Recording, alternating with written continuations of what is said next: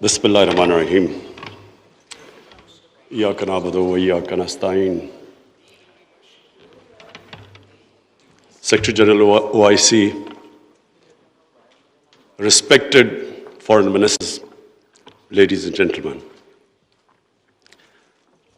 First of all, let me welcome all of you to Pakistan.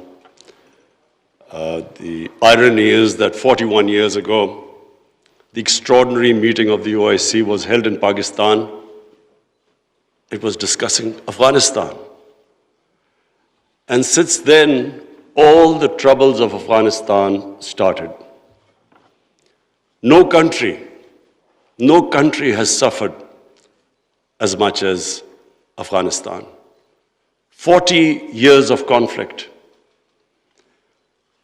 And then add to it recently prolonged drought, 75% of the people living off the land. And then, even before 15th of August, half the population below the poverty line. Years of corrupt governance. 75% of the budget supported by foreign aid.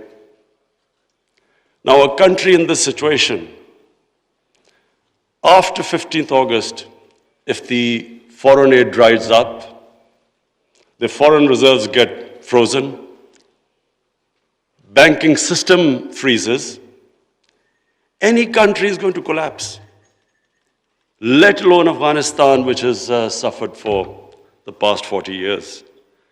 So I'm really glad all the speakers before me mentioned the gravity of the situation. Especially, I would like to point out what Michael Griffith, Under Secretary of the United Nations Secretary General, what he had to say, the figures he gave. So the point is that if the world does not act, this will be the biggest man-made crisis which is unfolding in front of us.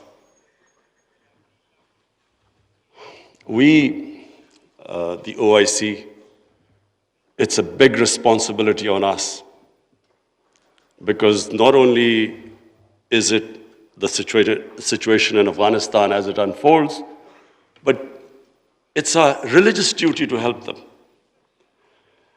And I must say that we have to, and I speak to the United States specifically, they must de-link the Taliban government from the 40 million Afghan citizens.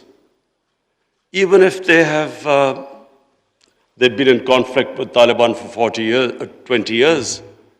But this is a question of the people of Afghanistan. 40 million human beings.